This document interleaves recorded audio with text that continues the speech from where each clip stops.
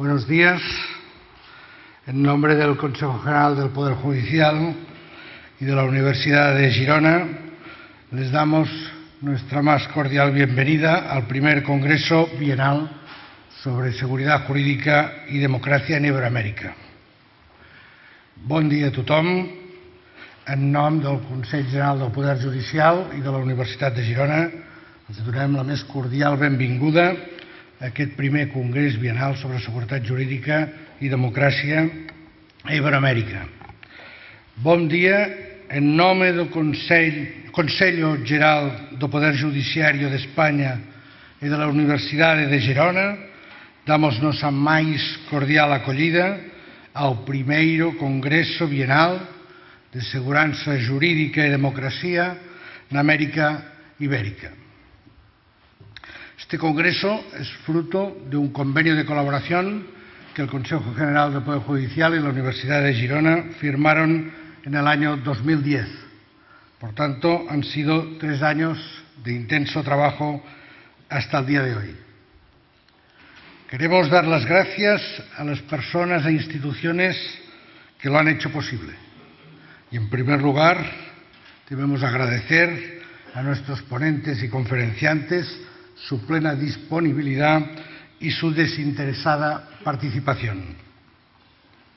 Asimismo, queremos expresar nuestro agradecimiento y reconocimiento a todos los patrocinadores públicos y privados que han realizado todos los esfuerzos posibles en unos momentos de crisis económica importante y que sin ellos hoy no podríamos estar aquí. Debo explicar brevemente por qué hemos elegido el tema de la seguridad jurídica y por qué nos hemos centrado en la región iberoamericana. Entendemos que no hay democracia sin seguridad jurídica y que no hay justicia sin seguridad jurídica, porque la seguridad jurídica viene vinculada estrechamente a la dignidad de la persona, a su libertad y a su propiedad. Lo podríamos definir como aquella cualidad del ordenamiento jurídico que implica la certeza de sus normas y la previsibilidad de su aplicación. En definitiva, es la garantía del respeto al ciudadano y una vacuna contra la arbitrariedad de los poderes públicos. La seguridad jurídica facilita que los ciudadanos tengan confianza en las leyes y en las instituciones.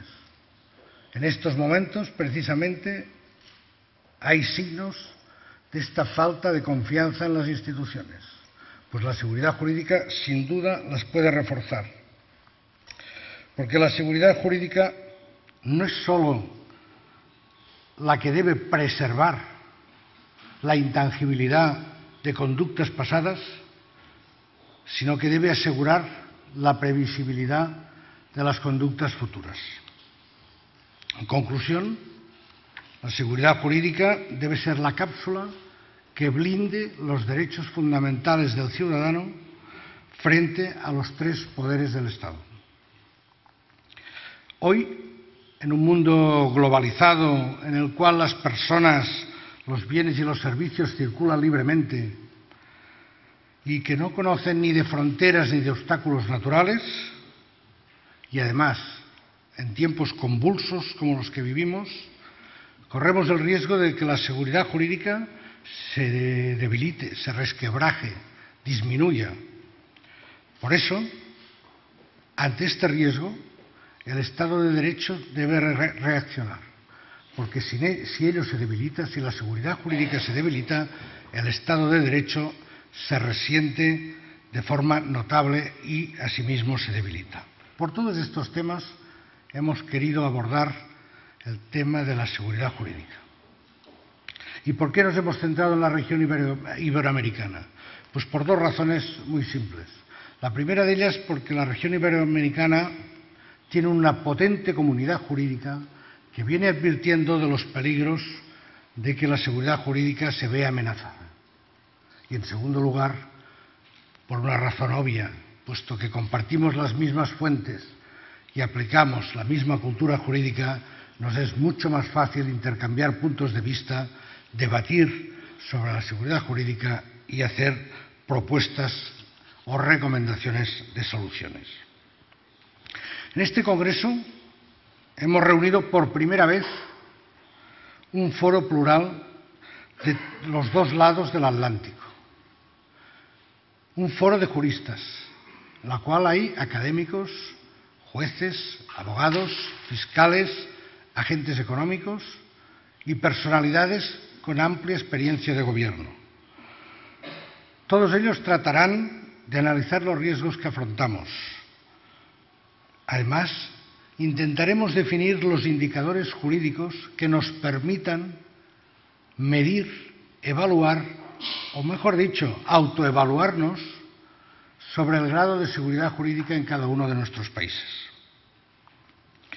Estamos seguros que las conclusiones de este primer congreso permitirán a los sucesivos que se celebren en Gerona nutrirse y nutrir los trabajos de carácter académico que habrá que realizar a partir del Congreso hasta la celebración del próximo en cada país. En consecuencia, nos citamos todos, los aquí presentes, para junio de 2005 en Girona. A continuación, voy a ceder la palabra al doctor Jordi Ferrer Beltrán, director de la Cátedra de Cultura Jurídica, para que nos haga un breve relato de los objetivos de este congreso y nos haga la presentación del doctor Tercio Sampaio, que pronunciará la conferencia inaugural.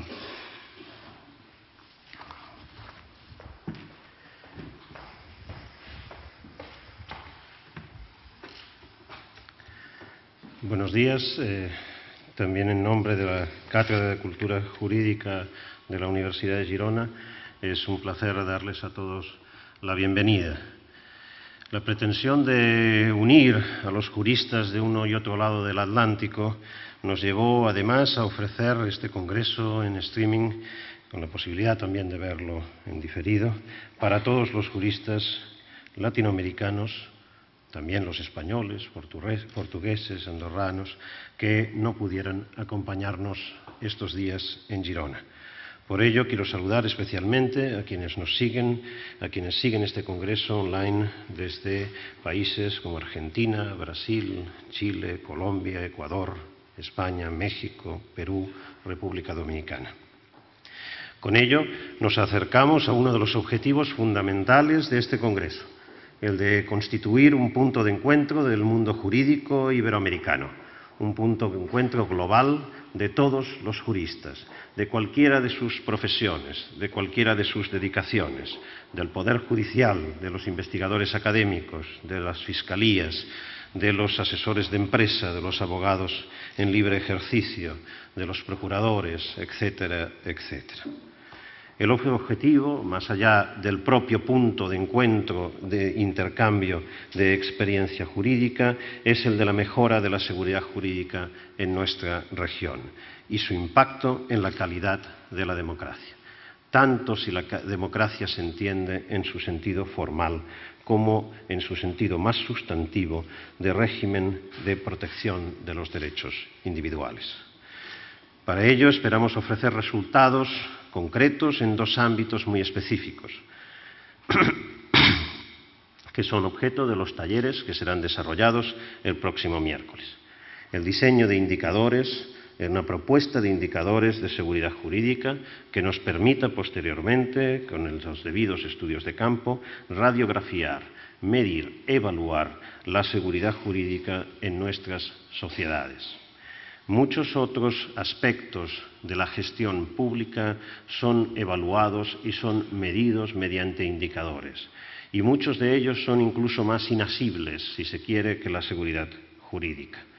Pero no tenemos, para la seguridad jurídica, no tenemos consensuados unos indicadores que nos permitan establecer dónde estamos en situaciones de fortaleza y dónde estamos o en qué aspectos estamos en situaciones de debilidad o de posibilidad de mejora.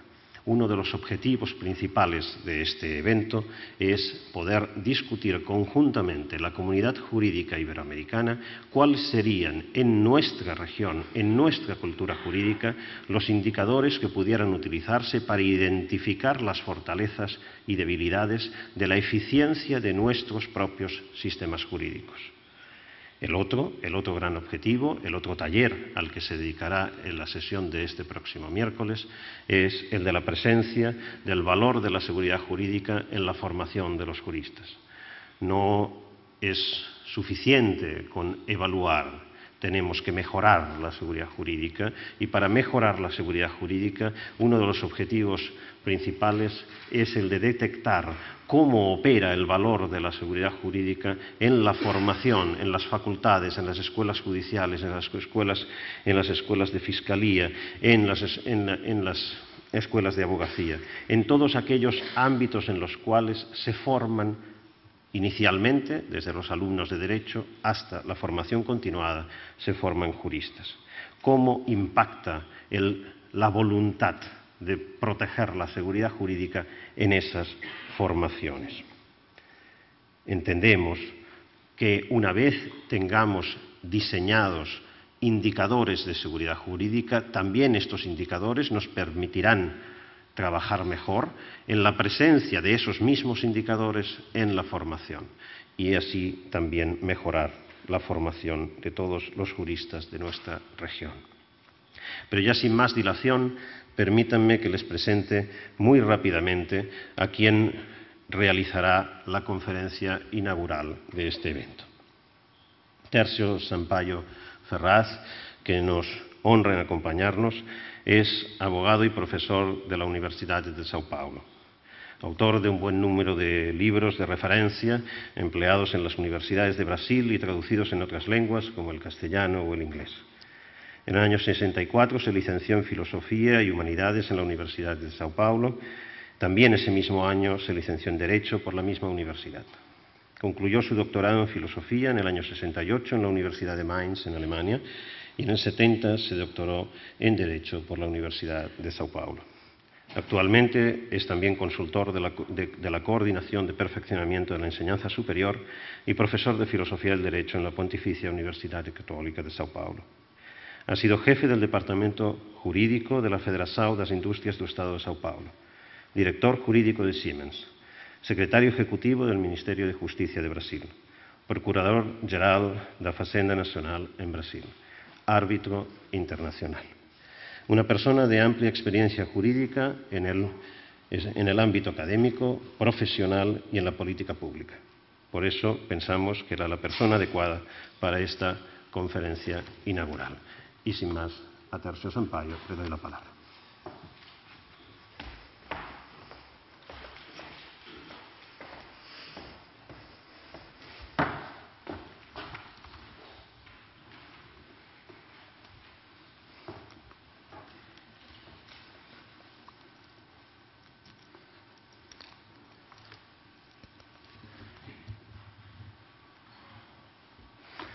Señor Dr. Carlos Cruz, señor doctor y amigo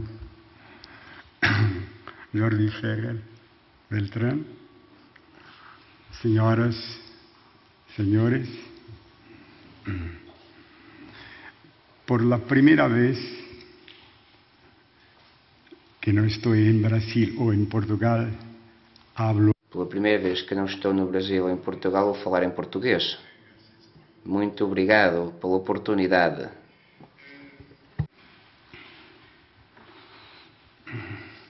O tema da segurança jurídica faz parte da vivência popular. Existe um senso comum sobre segurança jurídica. Estar seguro, sentir-se seguro.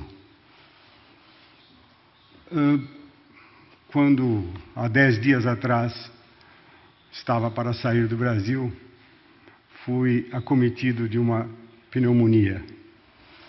Liguei para o meu médico pneumologista. Não respondia. Insisti e falei com um amigo dele, e que me disse: o seu médico acabou de receber um tiro e está na UTI do hospital. Segurança. Mas não é disso que nós falamos quando falamos em segurança jurídica. A segurança jurídica não se confunde com a segurança pessoal. A segurança pessoal é segurança pública, um problema de polícia, do exército. A segurança jurídica tem outros padrões. Quando falamos em segurança jurídica, falamos em alguns temas específicos.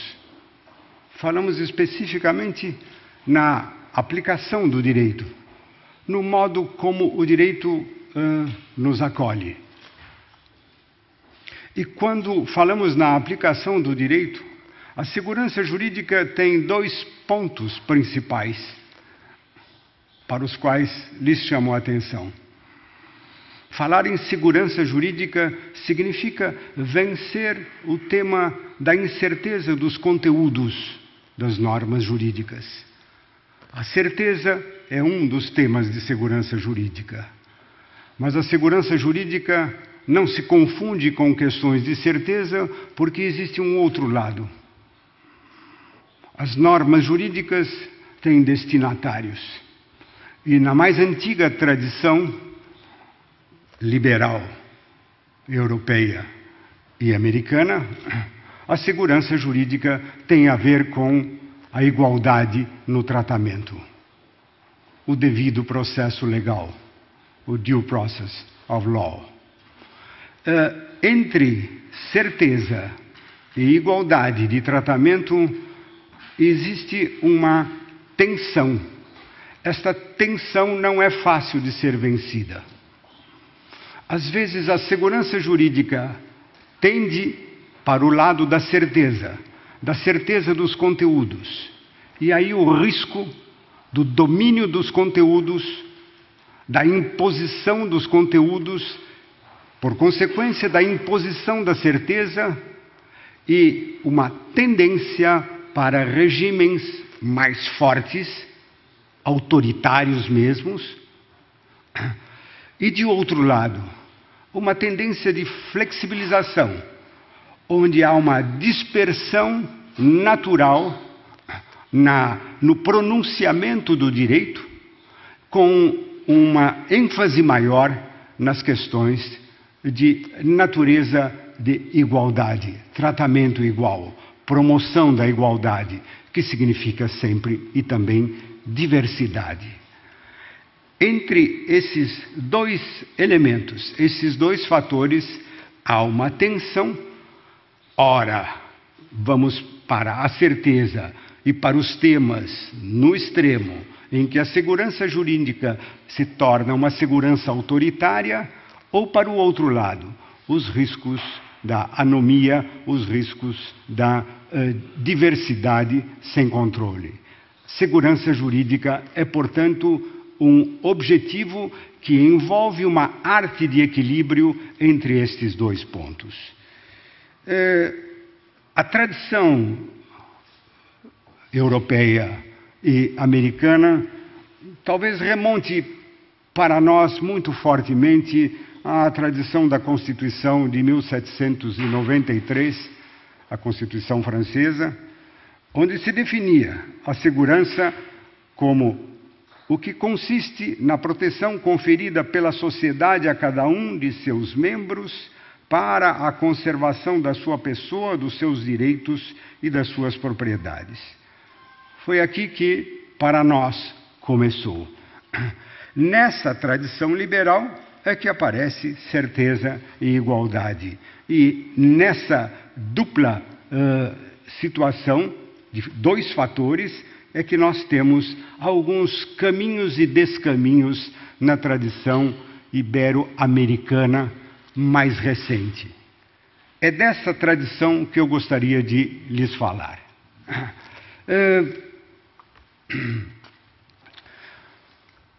Nos anos 60, nos anos 70 e 80, na América Ibérica, nós vivemos uma situação bastante peculiar. Eu começo por citar um ilustre cientista político americano em uma declaração publicada em 1970 num jornal do Brasil. Dizia Huntington: em países com um nível um pouco superior de desenvolvimento, que estão começando a industrialização, há indícios substanciais de que os sistemas democráticos podem retardar o crescimento econômico. Tomemos o Brasil, que apresentou um crescimento espetacular nos últimos 7, 8 anos. Teria tido grande dificuldade em consegui-lo com um regime democrático. 1964, o Brasil vivia a sua revolução autoritária militar. Do que falava Huntington nesta época? Nós sabemos que no imediato após-guerra, 45, 46, 47, por volta de 1950, a Europa e os Estados Unidos, mas principalmente a Europa, estava refeita. Nós já tínhamos o milagre alemão, já tínhamos a recuperação do Japão, enfim, o mundo ocidental se recuperava da guerra e surgia fortemente a hegemonia norte-americana e principiávamos a Guerra Fria. Nesse contexto, a expressão desenvolvimento se tornava emblemática. E é nesse contexto em que se fala em desenvolvimento para os países então chamados subdesenvolvidos que entra esta frase de Samuel Huntington, e nela toma sentido. Nestes anos 70, nós percebíamos que havia uma necessidade de obtenção de um razoável crescimento econômico, e isto era algo desejado, se possível, nos quadros de um regime político estável. Essa estabilidade é que parecia de ser difícil de ser conseguida em sociedades subdesenvolvidas, porque eram, e talvez sejam ainda até hoje, sociedades com corpos informemente nivelados, de onde a dificuldade de lograr fazer prevalecer interesses que conseguissem transcender os interesses dos indivíduos. E isso tornava difícil imaginar uma sociedade submetida a regras gerais. Por isso apareceu neste período, final de 1960, 70 e 80, a ideia de que primeiro era necessário conquistar bases econômicas para aí se propiciar uma reforma social e finalmente se conseguir um regime político democrático, que viria apenas ao final. Bom, o que é que se pedia nesse caso? Pedia-se um regime que fosse capaz de levar à democracia, mas que não era democrático logo de início. Nessa situação, o que se pedia era que a democracia viesse ao fim e ao cabo de um período em que se realizassem alguns pré-requisitos. O primeiro era conseguir altas taxas de desenvolvimento econômico, crescimento econômico, aproveitando inclusive a poupança externa, o que criava problemas para a chamada autonomia econômica nacional, e com isso muitos conflitos. O segundo, o que se pedia era eficiência governamental, eficiência econômica dos governos. Isto aparecia fortemente, pelo menos no Brasil, pela primeira vez, esta exigência de eficiência no governo. Finalmente, o que se pedia era um bem-estar de curto prazo, sem que se elevasse a taxa de incerteza social e política que necessariamente vem com esse desenvolvimento. O problema era como conjugar tudo isso e conduzir à democracia. Bom, a ausência desses requisitos levou, na verdade, a outros rumos. E o que se desenvolveu em termos de segurança jurídica neste período, 20 e tantos anos, foi, eu uso a expressão brasileira, foi aquilo que se chamou de doutrina da segurança nacional. Vejam o que dizia um ilustre jurista de direito administrativo da época, 1970.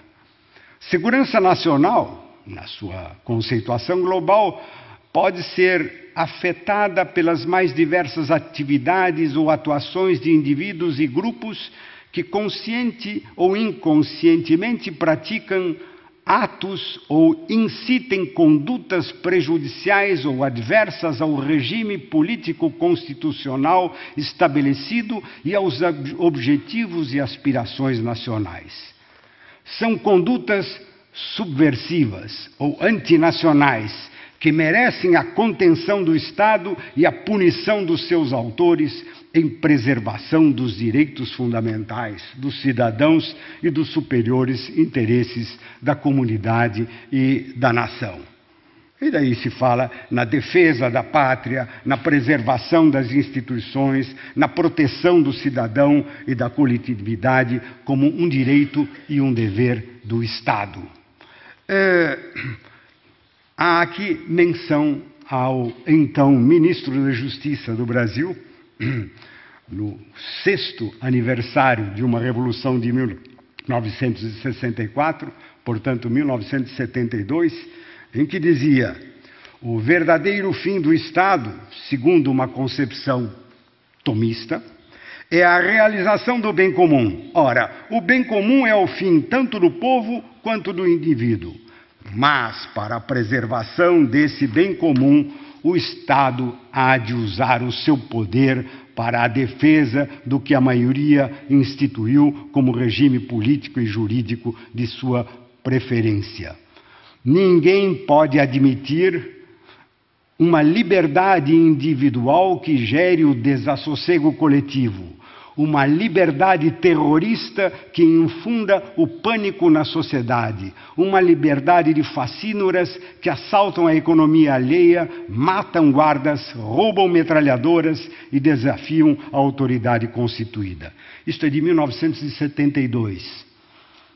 Acho que ouvimos coisas assim hoje em dia, mas com o terrorismo da atualidade. Mas era isso que se dizia em 72. Pois bem, nesse ambiente, quando se falava em segurança jurídica, se falava em segurança nacional. Havia um Conselho de Segurança Nacional, a entidade máxima do regime, que traçava os objetivos nacionais permanentes. E com esses objetivos nacionais permanentes, nós ressaltávamos o lado conteúdo, a questão certeza na segurança jurídica. Segurança jurídica era sinônimo de certeza, e certeza significava o domínio dos conteúdos, o domínio impositivo dos conteúdos. A primeira lei de segurança nacional no Brasil é de 1967. Nesse período, predominava uma justiça militar que monopolizava a competência para processar e julgar todos os crimes contra esta segurança nacional. Os inquéritos eram inquéritos policiais militares e todos eles eram encaminhados à justiça militar e regidos por um código de justiça militar. Na aplicação do direito, era forte a interpretação mais desfavorável às pessoas acusadas de oposição ao regime, de contrariar expressamente os dispositivos legais que lhes fossem favoráveis. Essa forma de aplicação do direito em nome da segurança nacional estava presente em todos os passos do procedimento jurídico, desde a instalação dos inquéritos policiais militares até o fim dos processos com os julgamentos. Pois bem, uma pergunta curiosa é: como se comportava a máxima instância jurídica, a Suprema Corte, no Brasil, o Supremo Tribunal Federal, diante desta situação? É interessante verificar que entre a certeza autoritária e a flexibilização isonômica, a flexibilização da igualdade de todos perante a lei, a Suprema Corte tentava uma saída formalista, ou seja, entrar menos nas questões de conteúdo e, portanto, desafiar os temas de uma certeza autoritária e sair-se para uma defesa das questões relativas à igualdade e a um certo devido processo legal que, de certo modo, funcionava como um filtro para as decisões das cortes militares. Os julgados não deixavam de mostrar, claro, mesmo entre os juízes da Suprema Corte, não deixavam de mostrar a enorme influência exercida pela tal segurança nacional e pela doutrina da segurança nacional.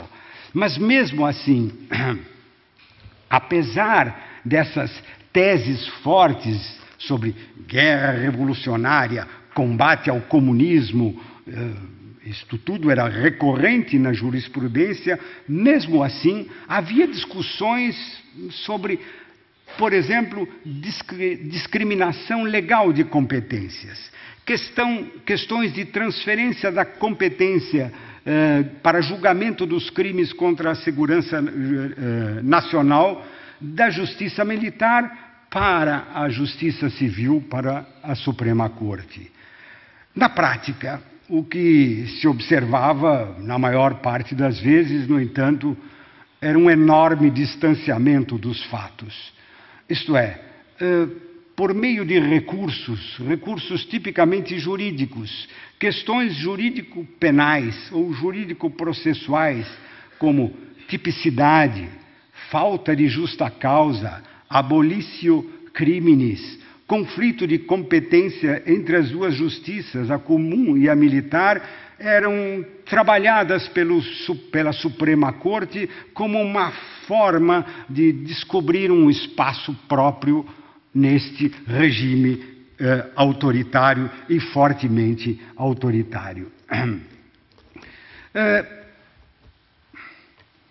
Com isso, a Suprema Corte não se eximia propriamente de um pronunciamento político, mas ela o fazia um pouco a latere, um pouco tentando driblar as imposições de conteúdo certo por meio que se impunham por meio de uma doutrina da segurança nacional. Bem, isto aconteceu no Brasil, mas certamente aconteceu em outros países, Argentina, Uruguai. Conhecemos essa história em relação à segurança e à segurança de Estado nos países da América Ibérica como um fato reconhecido. Os anos 90 principiaram a romper com isto.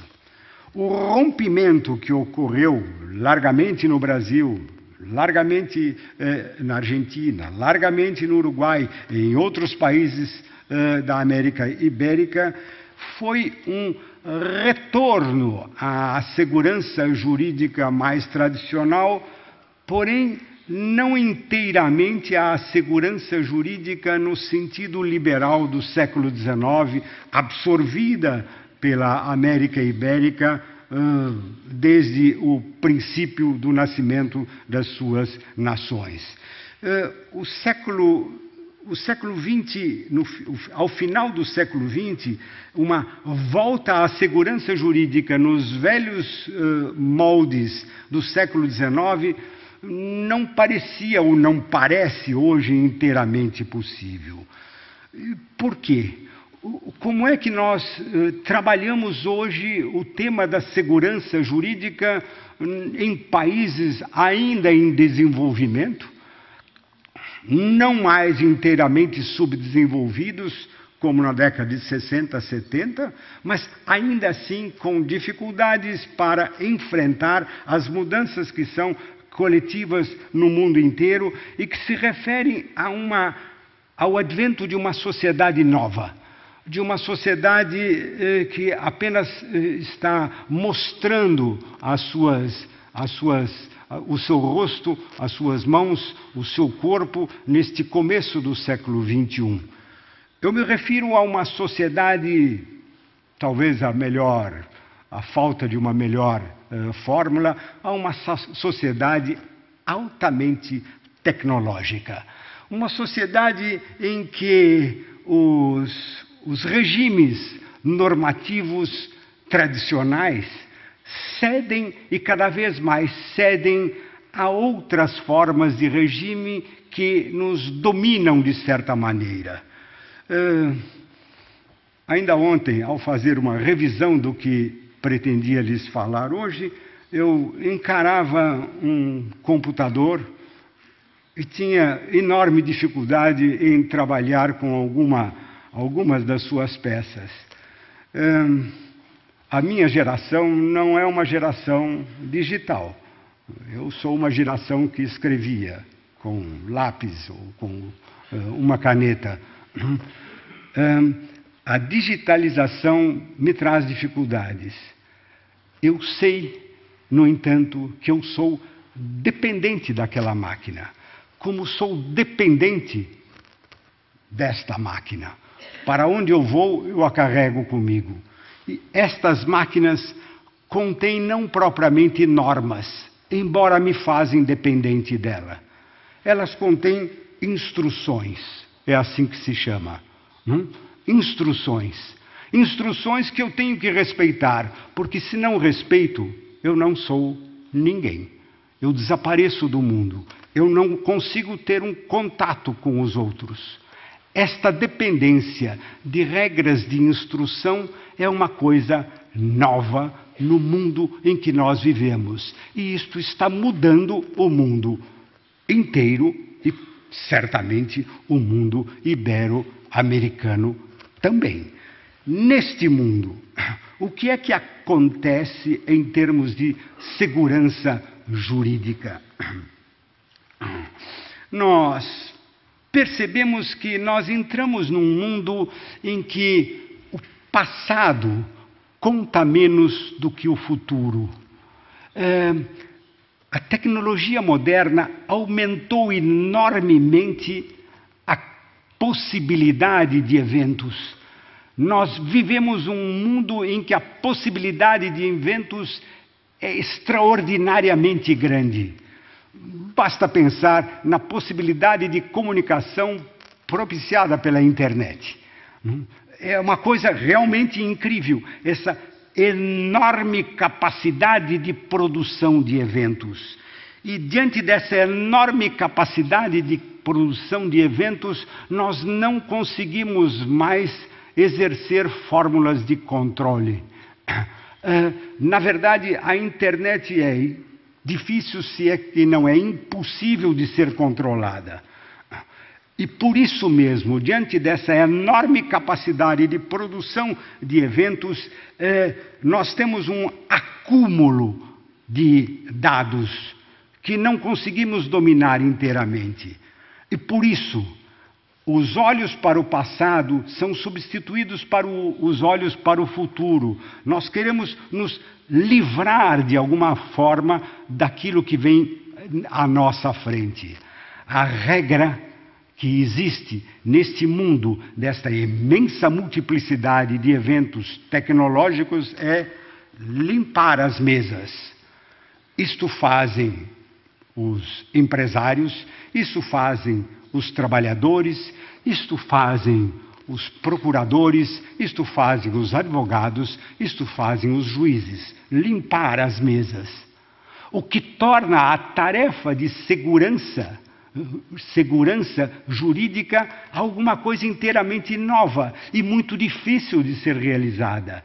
Limpar a mesa não é uma regra fácil de conjugar com segurança jurídica, mas é assim que nós temos que enfrentar o problema e é assim que nós temos que sobreviver com o nosso tema da segurança jurídica. Essa exigência de eficiência nos resultados está, no entanto, mudando o nosso comportamento perante o direito e perante a segurança jurídica. Nós começamos a perceber tudo de uma outra forma. Como a ênfase está nos resultados, limpar a mesa, ser eficiente, trazer cada vez mais resultados, a expansão técnica nos obriga a ver cada vez mais a segurança jurídica do lado da igualdade, mas não do lado da igualdade tradicional, a antiga e velha igualdade de todos perante a lei, mas do lado de uma igualdade real, de uma igualdade que se promove na realidade, portanto, a promoção de uma igualdade em nome de uma liberdade positiva. Não criar desimpedimentos para que alguém se torne livre, mas realizar efetivamente esta liberdade que se dá nesta forma virtual, mas ela acaba sendo algo muito forte no ato de aplicar o direito, muito forte no ato de julgar, muito forte no ato de pedir o direito.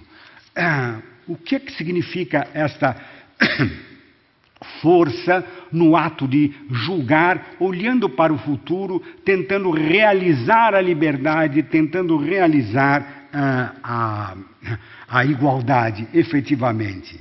Bom, diante dessa extensa massificação social, para usar uma terminologia antiga, ela não se enquadra bem neste mundo da internet, que não é propriamente um mundo massificado, porque é inteiramente anônimo. Diante dessa situação,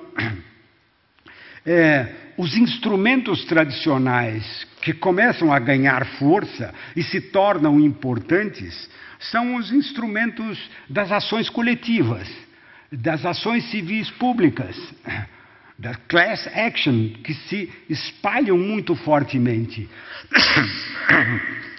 Eu via há pouco, creio que me encaminharam, uma estatística sobre confiança na justiça, e via que no Brasil a confiança até que era bem alta, 59% da população acreditava no poder judiciário, e me perguntava, uma justiça lenta, difícil, que trata mal o indivíduo, como pode ter uma alta confiança? Certamente por conta das class actions, certamente por conta das ações civis públicas, que faz com que o povo realmente veja coletivamente a justiça funcionando, e aí há uma tecnologia a favor da segurança jurídica.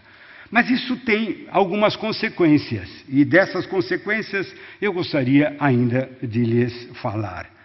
Uma delas é uma mudança na figura do juiz. Ocorre aquilo que talvez nós pudéssemos chamar de uma desneutralização da figura do juiz.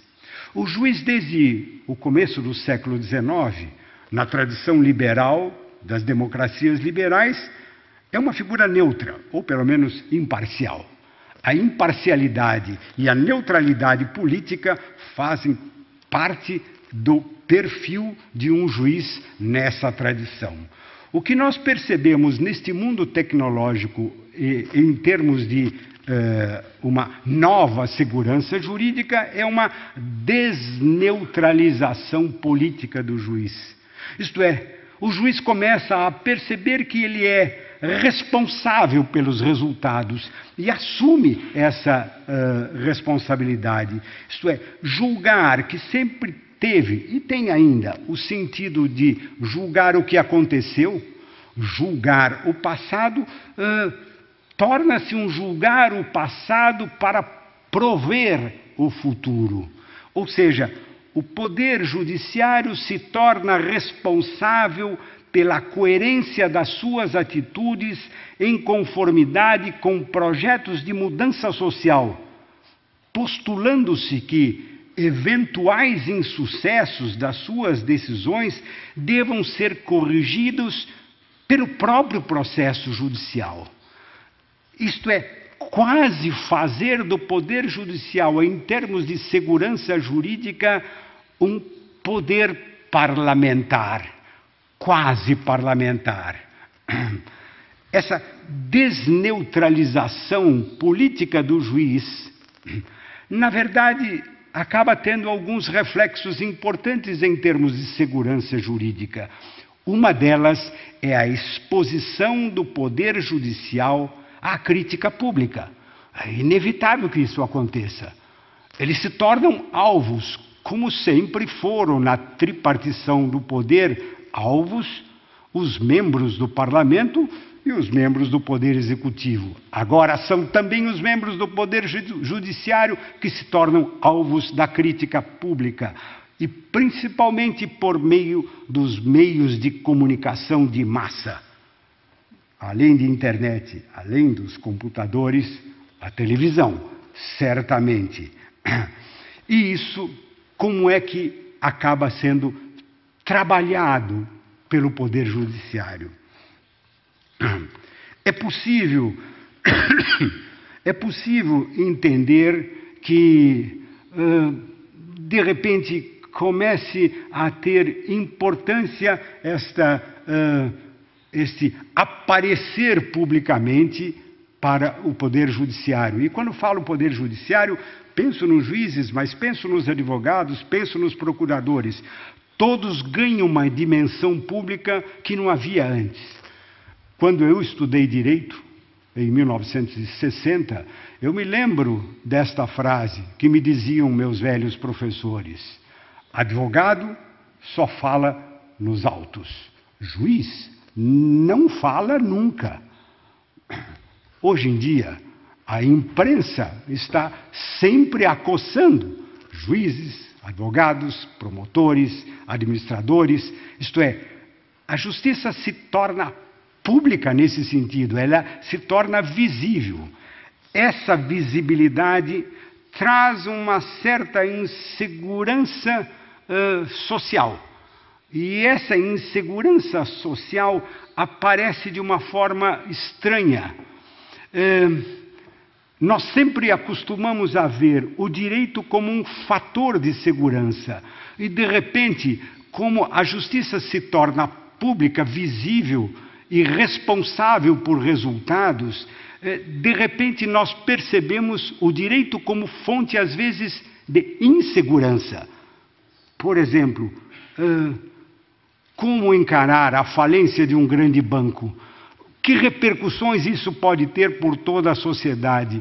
A segurança jurídica da falência de um banco, conforme um direito processual normal, leva, afinal, a uma insegurança coletiva. E disto é que nós temos que tratar quando falamos em segurança jurídica jurídica nesse mundo altamente visível e tecnologicamente visível. Em termos de política judicial, em termos de política de aplicação do direito, como se lida com isso? Dá para entender este fenômeno que vem ocorrendo em toda parte, e na América Ibérica certamente também, em que em alguns lugares tem sido chamado de neoconstitucionalismo, em outros lugares tem sido chamado de julgamentos por meio de princípios, ponderação de princípios, como uma técnica, na verdade não nova, mas de um modo novo de ser utilizado. Eu entendo que ponderação de princípios, a moda da ponderação de princípios, a voga do neoconstitucionalismo tem a ver com esta situação nova, onde é muito difícil o controle dos conteúdos. Então a tentativa é de controlá-los todos, por formas completamente abertas, como são os princípios. Bem, nesta situação, como fica a segurança jurídica? Como fica a segurança jurídica perante autoridades de uma Suprema Corte que tem que enfrentar esta imensa diversidade com repercussões nos resultados, com responsabilidade pelos resultados? Eu gostaria de pontuar, ao final, com um exemplo. Uma citação de um ex-juiz do Supremo Tribunal Federal do Brasil, que faz um testemunho bastante significativo sobre essa nova situação, de como enfrentar isto com esta ponderação de princípios, tentando abarcar o mundo em termos de responsabilidade pelo futuro. Diz ele: juízes, especialmente juízes constitucionais, lançam mão intensamente da técnica da ponderação entre princípios, quando diante do que a doutrina qualifica como conflitos entre direitos fundamentais. Como, contudo, inexiste no sistema jurídico qualquer regra ou princípio a orientá-los a propósito de qual dos princípios no conflito entre eles deve ser privilegiado, essa técnica é praticada à margem do sistema, subjetivamente, de modo discricionário, perigosamente. A opção por um ou outro é determinada subjetivamente, porém a partir das pré-compreensões de cada juiz, no quadro de determinadas ideologias. Ou adotam conscientemente certa posição jurídico-teórica, ou atuam à mercê dos que detêm o poder e do espírito do seu tempo, inconscientes dos efeitos de suas decisões, em uma espécie de voo cego. Em ambos os casos, essas escolhas são perigosas. No primeiro, porque a posição jurídico-teórica pode não ser a nossa. No segundo, porque se transformam esses juízes em instrumentos dos detentores do poder. São sempre, não obstante, escolhas submetidas a reflexões dramáticas. Diz o juiz: eu o sei porque não gozo mais do benefício de ser somente um técnico do direito, de não estar vinculado pelo dever de tomar decisões que serão, em qualquer situação, trágicas para os alcançados por elas. Por que eu tenho me perguntado tantas vezes diante de problemas jurídicos concretos? Quem me outorgou legitimidade para decidir? Toda decisão jurídica é dramática se o juiz não se limitar ao exercício de práticas meramente burocráticas, como um amanuense mediocremente bem comportado. Esse é o testemunho de um ex-ministro do Supremo Tribunal Federal do Brasil, Eros Grau. É um testemunho dramático. Como lidar, em termos de segurança jurídica, com esta imensa proliferação de dados, descontrole de conteúdos e exigência de realização da igualdade social e política. O equilíbrio está difícil. Muito obrigado.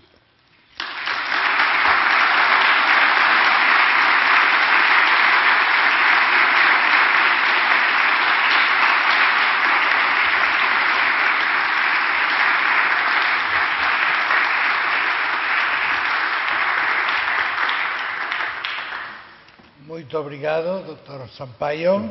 Muchas gracias. Ahora vamos a hacer una pequeña pausa para poder preparar el escenario para la inauguración. Por lo tanto, les rogamos, por favor, si pueden salir. Hay café a disposición de todo el mundo y, sobre todo, que se lleven sus enseres personales para que luego no hubiera confusiones. Muchas gracias.